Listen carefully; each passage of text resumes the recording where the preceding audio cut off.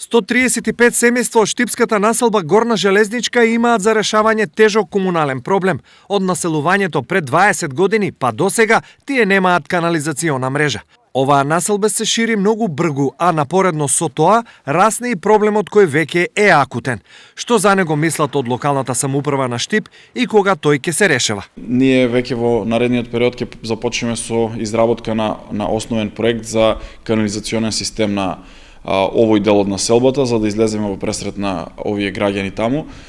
Но предуслов за ова беше да имаме една нова линија која што веќе ја изградивме, а тоа е линијата кај новиот кружен тек, со што го прекопавме целиот булевар и таму веќе се создадени условите за да се приклучи и работната зона Пребег, која што сега се формира и да ја приклучиме населбата Железничка. До сега граѓаните од оваа населба интензивно барале решение кај сите досегашни гарнитури и градоначалници, но заслужено внимание не го добиле. Уште полошо, чекајќи на канализација, останале и без пат за на крај одлучиле за него сами да собираат пари. Те гледаш со картчето, ние се собираме пари да го направиме, улицата беше црвеница тука, се.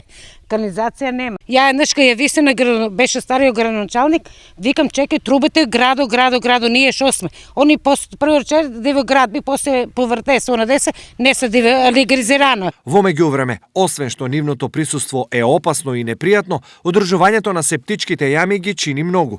Одих кај улицарка директор, 6000 ми траше да исчистат јамата.